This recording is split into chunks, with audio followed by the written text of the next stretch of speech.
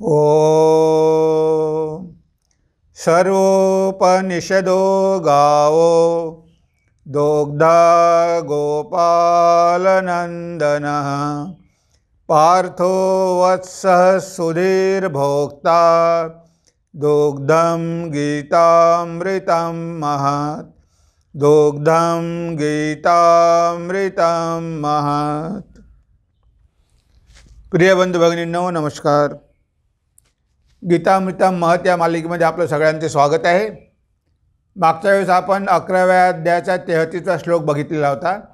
आज आपण 55 श्लोक बघत आहोत। हा श्लोक सुद्धा अतिशय महत्त्वाचा आहे आणि भक्ती मार्गाने प्रगती करून घ्यायची असेल किंवा कर्मयोगाद्वारे प्रगती करून घ्यायची असेल तर हा श्लोक आपल्याला चांगल्या प्रकारे मार्गदर्शक ठरू शकतो। तर इथे भगवान काय म्हणतात, या जगामध्ये आपण कसं राहायचं इथे भगवंताने सांगितलेलं आहे। मत कर्मकृत मत परमो मत भक्त संगवर्जितः निर्वैर सर्वभूतेषु यः स मामेति पांडव। तर इथे भगवंत म्हणतात मत कर्मकृत म्हणजे माझ्यासाठीच कर्म कर।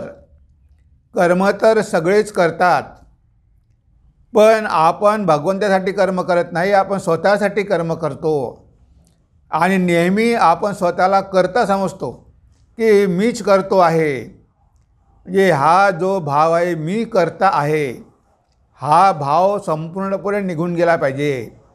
मी काहीही करत नाही आणि मी जे काही करतो ते सगळं मी भगवंताचंच कार्य करतो, कारण हे जगच भगवंताचं आहे, त्यानंच निर्माण केलेलं आहे, तोच चालवतो आहे। त्याने मला एक विशिष्ट प्रकारे काम दिलेलं आहे, एक दायित्व दिलेलं आहे, ते दायित्व मी पार पाडत आहे, पण ती त्याचीच इच्छा आहे, त्याच्या इच्छेनंच मी काम करत आहे आणि त्याच्या थ्रूच मला पगार येत आहे।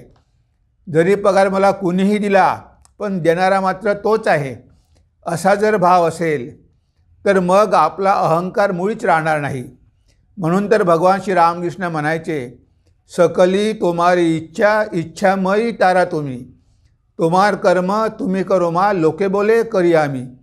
आई तूच तुझं कर्म करते, तुझ्या इच्छेनं सगळं जग चाललेलं आहे, पण लोक म्हणतात की मी करतो मी करतो मी करतो।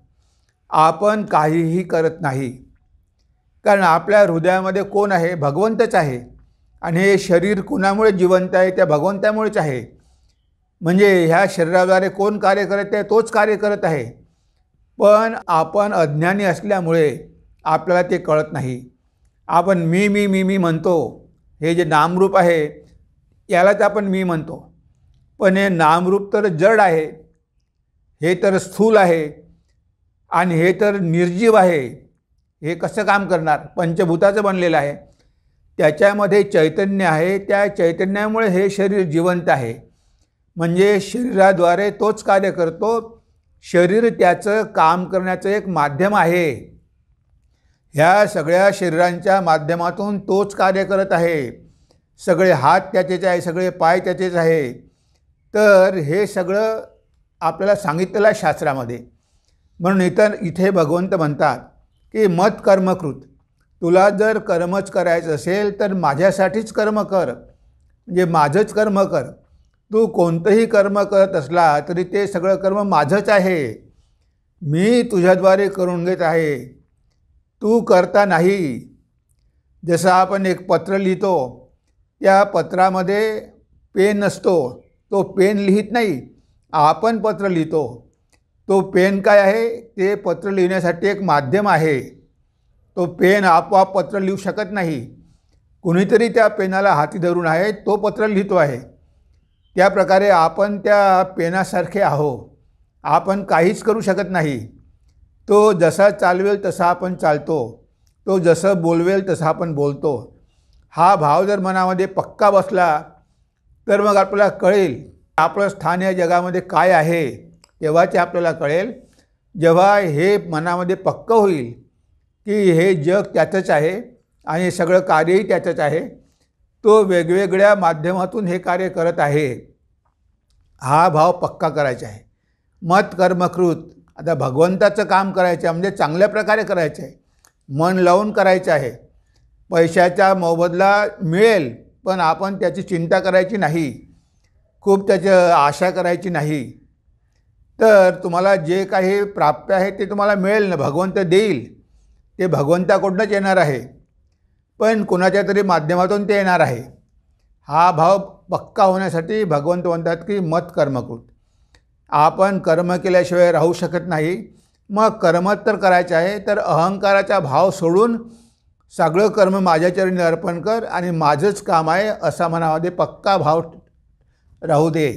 हेच भगवंताने आपल्याला सांगितलेलं आहे. मग मत परमो, आणि मलाच सगळ्यात श्रेष्ठ जीवनाचा आदर्श, जीवनाचं ध्येय फक्त मलाच मान.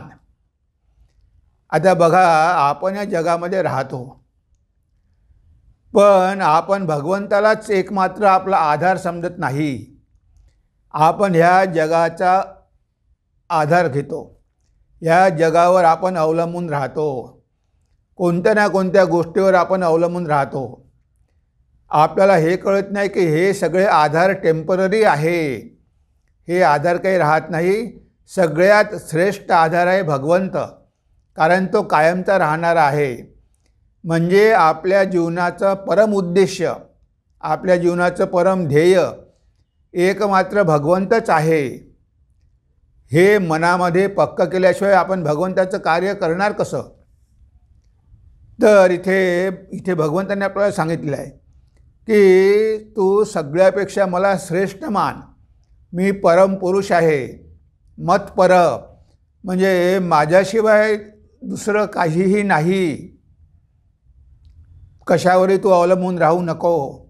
मला जीवनाचं ध्येय कर. तुम्हा केव करी अशी जीवनेर ध्रुवतारा. प्रभू, तुम्हालाच मी जीवनाचा ध्रुवतारा केलेला आहे. तुम्हीच माझा जीवनाचा एकमात्र आधार आहात आणि मी तुमच्यावरच अवलंबून आहे. हा भाव मनामध्ये आपल्या पक्का बसला पाहिजे. ते मत कर्मकृत मत परमो.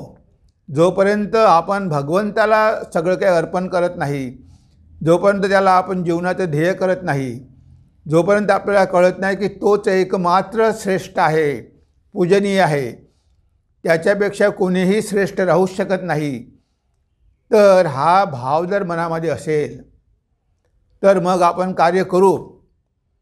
पण आपल्याला माहिती असेल की हे सगळं भगवंताचं कार्य करत आहे, तेव्हा हे सगळं कार्य मी भगवंताचं करत आहे आणि भगवंतच माझ्या जीवनाचा एकमात्र आधार आहे. हे कार्य करून मला करायचं काय आहे? मला भगवंताला प्राप्त करून घ्यायचं आहे. तो माझ्या जीवनाचा उद्देश आहे आणि भगवंताला प्राप्त करून घेतलं तर मी सगळ्या दुःखातून मुक्त होणार आहे. म्हणजे ही माझी साधना आहे आणि भगवंत माझं ध्येय आहे, माझ्या जीवनाचं ध्येय आहे आणि तो परम पुरुषार्थ आहे. आणि हे जे मी कर्म वगैरे करतो हे सगळी साधनं आहेत. त्या ध्येयापर्यंत पोहोचण्यासाठी हे वेगवेगळे मार्ग आहेत. म्हणून आपल्या जीवनाचा आदर्श भगवंतच पाहिजे. जसं हनुमानजीचा आदर्श भगवान श्रीराम होते. ते जे काही करायचे ते रामासाठीच करायचे. माझ्या जीवनाचं ध्येय फक्त रामच आहे, म्हणजे असा मनामध्ये भाव जर असेल तर मग आपलं सगळं कर्म आपण भगवंताला अर्पण करू शकू. पण भगवंतालाच आपल्या जीवनाचा आधार मानला पाहिजे. आपण जर पैशावर अवलंबून राहिलो, नातेवाईकावर अवलंबून राहिलो, तर भगवंताला आपण श्रेष्ठ मानत नाही. सगळं काही भगवंतच देतो आणि तो जे देईल त्यामध्ये मला समाधान पाहिजे. मला ह्या जगामध्ये कुणाचाही आधार नाही, कारण सगळ्या गोष्टी नश्वर आहे, सगळं जाणार आहे. तर हा भाव मनामध्ये पक्का झाला की हे जग नश्वर आहे, भगवंतच एकमात्र कायमचे राहणारे आहे, परमनंट आहे, असा भाव मनामध्ये ठेवून माझं कर्म कर. हे मत कर्मकृत मत परमो. त्यानंतर मदभक्तो, मदभक्त संगवर्जित. मग इथे म्हटलं आहे की भक्त, माझाच भक्त हो. म्हणजे आपल्याला कर्ममार्ग सांगितलेला आहे, कर्म कसं करायचं हे सांगितलेलं आहे. आता भगवंत आपल्याला सांगतात की माझा भक्त हो. म्हणजे इथे भक्ती पण पाहिजे, भगवंतावर प्रेम पण पाहिजे, भगवंतावर निष्ठा पण पाहिजे. म्हणजे इथे भक्ती जर असेल तर आपल्याला ते भगवंताचं काम करण्यामध्ये गोडी वाटेल. जर भक्तीच नाही, आपण कितीही म्हणू भगवंताचं काम मी करतो आहे, पण आपला तो भाव नाही, कारण आपल्यामध्ये शरणागतीच नाही, आपला तो अहंकार येणारच, कारण भगवंताला आपण मानतच नाही. म्हणजे भगवंतावर आपली भक्ती पाहिजे, त्याचं गुणगान केलं पाहिजे, त्याचं कीर्तन केलं पाहिजे, त्याचं चिंतन केलं पाहिजे, त्याचं स्मरण केलं पाहिजे. ह्या सगळ्या गोष्टी आवश्यक आहे. नाहीतर आपली भक्ती वाढेल कशी? भगवंतावर भक्ती करायची आहे, पण हृदयामध्ये जे प्रेम आहे ते प्रेम आम्ही या जगालाच देऊन टाकलं. आता भगवंताला देण्यासाठी आमच्याकडे काही नाहीच. आता जर ते प्रेम तुमच्या हृदयामध्ये तुम्ही जगाला दिलं तर तुम्ही भगवंताला काय द्याल? म्हणजे प्रेमासाठी तोच एकमात्र पात्र आहे, तो प्रेमास्पद आहे. तेव्हा त्याने दिलेलं हृदयातलं प्रेम हे जगाला देऊ नका. तुम्ही तुमची कर्तव्य करा, पण प्रेम मात्र भगवंतावरच करा, कारण त्याच्यावर प्रेम केल्यामुळे तुमचं जीवन सार्थक होणार आहे. आणि तुम्ही जे प्रेम करता ह्या जगावर ती काय आहे? आसक्ती आहे. म्हणून पुढचाच मुद्दा सांगितला आहे भगवंतानी, संगवर्जितः, म्हणजे आसक्ती रहित. म्हणजे ह्या जगावरची आसक्ती सोडून काय करा? भगवंतावर आसक्त व्हा. आपण या जगातल्या कितीतरी गोष्टीवर आसक्त होतो. पैसे आहे, नाम आहे, यश आहे, कीर्ती आहे, सत्ता आहे, नातेवाईक आहे, ह्या सगळ्या गोष्टीवर आपण आसक्त होतो. आणि आपण म्हणतो की मी प्रेम करतो. त्या प्रेमाला किती आता फाटे फुटलेले आहे, ते काही खरं प्रेम नाही. तर ही जी तुमची आसक्ती आहे जगावरची, ज्याला तुम्ही प्रेम म्हणता, ते तुम्हाला सोडावं लागेल आणि ते प्रेम भगवंताला द्यावं लागेल. तेव्हा तुम्ही भगवंताचे भक्त व्हाल. जगावरही आसक्ती आहे आणि भगवंतावरही प्रेम करतो, ते कसं काय शक्य आहे? तुम्ही कितीही मंदिरात जा, पूजा करा, सगळं करा, पण तिथे जर भक्तीच नसेल, जर जगावर आसक्ती असेल, तुम्ही कितीही जरी केलं तरी त्याचा काही विशेष फायदा होणार नाही. म्हणून भगवंत म्हणतात की संगवर्जितः, सगळ्या प्रकारची आसक्ती सोडून माझ्यावरच मन तुम्ही आसक्त करा. म्हणजे मलाच तुम्ही जीवनाचा आधार करा, माझेच भक्त व्हा, माझंच कर्म करा, माझंच चिंतन करा. हे आपल्या मनाला दिशा देणार आहे. ह्या जगाला जे आपण आपल्या मनामध्ये एवढं महत्त्वाचं स्थान दिलेलं आहे, आता ते स्थान आपल्याला भगवंताला द्यायचं आहे, कारण तो या जगाचा निर्माता आहे. हे जग काय आहे? ही त्याची माया आहे. हे त्याने निर्माण केलेलं आहे, पण हे काही सत्य नाही आहे. तोच एकमात्र सत्य आहे. तेव्हा ह्या जगावर आसक्त होण्यापेक्षा त्या भगवंतावरच आसक्त व्हा. तो आहे, जरी आपल्याला दिसत नसला तरी त्याच्याशिवाय ह्या जगाचं कार्य चालूच शकत नाही. म्हणून इथे भगवंताने म्हटलं की मद्भक्त संगवर्जित, माझा भक्त हो आणि ह्या जगाचा संग पण सोड. ह्या जगामध्ये राहा, पण या जगावर आसक्त होऊ नको. तुला जर आसक्त व्हायचं असेल तर भगवंतावरच एकमात्र आसक्त हो. हे सुद्धा इथे आपल्याला भगवंताने सांगितलेलं आहे. निर्वैरः सर्वभूतेषु. त्यानंतर इथे पुढचा पॉईंट काय आहे? पुढे भगवंत काय करायला सांगतात? लक्षात ठेव, इथेच थांबू नको. तू माझं कर्म करतो आहे, माझा भक्त आहे, मला जीवनाचं ध्येय केलेलं आहे, अनासक्त आहे, सगळं काही ठीक आहे, पण ह्या जगाकडे तू त्या भावनेनं बघतो. ती तुझी भावनासुद्धा तुला बदलावी लागेल. आपण या जगाला काय समजतो? नाम रूपात्मक जग समजतो, पण ह्या जगामध्ये सुद्धा भगवंतच आहे. सगळ्या प्राणीमात्रामध्ये भगवंताचं अस्तित्व आहे. तो तर आहेच, जगा वेगळाही आहे, पण या जगामध्येही आहे. तो मंदिरातही आहे आणि मंदिराच्या बाहेरही आहे. तो तुमच्या आतही आहे आणि तो सगळ्यामध्ये आहे. तो बाहेर पण आहे. असं नाही की नुसतं तुमच्या आतच आहे, तो बाहेर पण आहे. म्हणजे तो सगळ्यामध्ये आहे, सगळं जग व्यापून आहे. हा भगवंताचा भाव आपल्याला समजला पाहिजे. फक्त भगवंताला आपण मंदिरापुरतं मर्यादित करू नये, की मंदिरात गेलं, मूर्तीकडे बघितलं, फोटोकडे बघितलं की भगवंत तेवढेच आहे. ही झाली आपली साधनेची सुरुवात. पण तिथेच थांबायला नको. त्या भगवंताला सगळ्यामध्ये बघायला शिका. आणि जोपर्यंत तुम्ही ते करत नाही तोपर्यंत तुम्ही निर्वैर होऊ शकत नाही. निर्वैर सर्व भूताना. कोणत्याही प्राण्याचा वैर करायचे नाही, म्हणजे द्वेष करायचा नाही, दुश्मनी करायची नाही, मत्सर करायचा नाही, कोणाला त्रास द्यायचा नाही, कोणाचे हाल करायचे नाही. हे सगळं केव्हा शक्य आहे? जर आपल्याला तो भगवंत सगळ्यामध्ये दिसला तरच आपण निर्वैर होऊ शकतो. नाहीतर आपण तर वैर करणारच. ज्याने आपल्याला त्रास दिला त्याचा आपण वैरच करणार आहोत. तो आपला शत्रूच आहे असं आपण समजतो. पण त्याच्यामध्ये सुद्धा भगवंत आहे. म्हणून तुम्ही त्याचा द्वेष करू नका. निर्वैर सर्व भूतेषु, म्हणजे या जगामध्ये कुणीही तुमचा वैरी असू नये. सगळे काय असावे? तुमचे मित्रच असावे. कारण सगळ्यामध्ये तो भगवंतच आहे. म्हणजे तुम्ही जर कोणाचा वैर करत असाल, द्वेष करत असाल तर तुम्ही भगवंताचाच द्वेष करत आहे. हे मनामध्ये पक्क जाणून असा. म्हणजे निर्वैर होणं सोपं नाही. जोपर्यंत आपल्याला हे सत्य कळत नाही की आपण वैर का करू नये, आपण कोणाचा द्वेष का करू नये, कारण त्या सगळ्यांमध्ये जे चैतन्य आहे ते चैतन्य म्हणजे भगवंतच आहे. तो नामरूपात्मक मंदिरामध्ये आहे, पण तेच चैतन्य सगळ्यामध्ये व्यापलेलं आहे. सगळ्यांच्या हृदयामध्ये सुद्धा तोच बसलेला आहे. जर माझं शरीर त्याचं मंदिर आहे तर सगळी शरीर त्याचे मंदिर आहे. या सगळ्या देहमंदिरामध्ये तोच वास्तव्य करतो, तोच बसलेला आहे.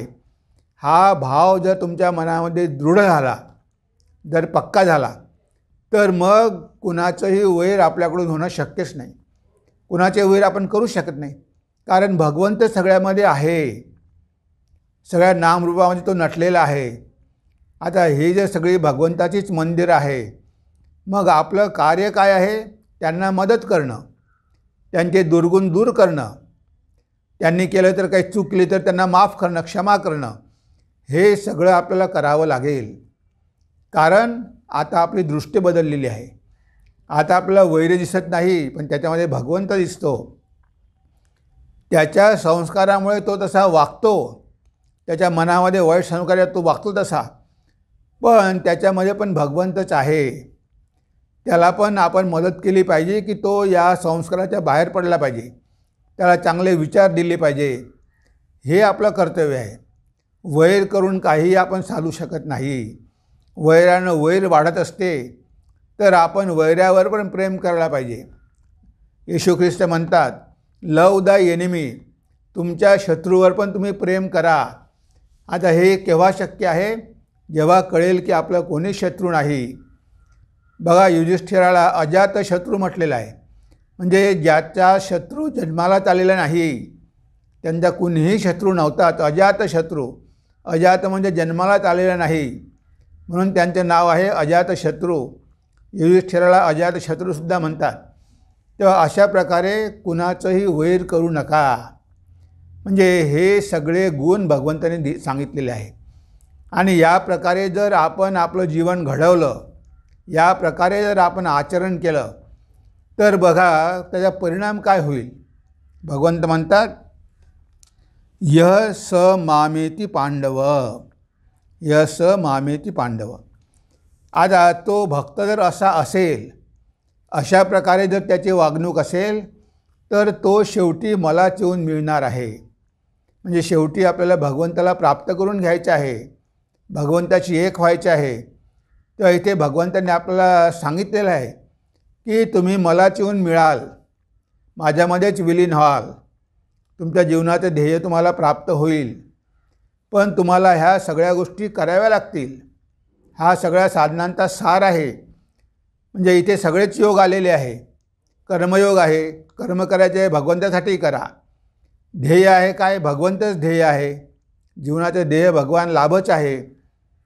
त्यानंतर भगवंताची भक्ती पण करा आणि जगाची आसक्ती सोडा. आणि एवढंच नव्हे तर सगळ्यामध्ये भगवंताला बघायला शिका आणि भगवंताला सगळ्यामध्ये बघून मग कुण्याही प्राणीमात्राचा वैर करू नका, मत्सर करू नका. न घडावा मत्सर, कुणाही जीवाचा न घडो मत्सर, कुण्याही जीवाचा मत्सर करू नका, द्वेष करू नका. निर्वैर सर्वभूतेषु स मामेती पांडव, तो शेवटी मला चिवून प्राप्त होईल. म्हणजे त्याच्या जीवनाचं ध्येय त्याला प्राप्त होईल. त्यानं जर अशा प्रकारे जीवन घडवण्याचा प्रयत्न केला, अशा प्रकारे जर तो वागला तर कर्मयोगही आला, भक्तियोगही आला आणि सगळ्यामध्ये भगवंताला बघणं म्हणजे ज्ञानयोग पण आला. आता हे सगळे योग समन्वय आहे. हे सगळं जर आपण करू शकलो तर आपण अगदी भगवंताच्या जवळ जाऊन पोहोचू. आणि भगवंताने आपल्याला इथे सांगितलेलं आहे की भक्त अशा प्रकारे जर वागेल तर तो मग माझ्यापर्यंत नक्कीच येऊन पोहोचेल, त्यामध्ये काहीही विघ्न येणार नाही. जे भगवंताने आपल्याला आशा दिलेली आहे, पण त्या प्रकारे आचरण होणं महत्त्वाचं आहे.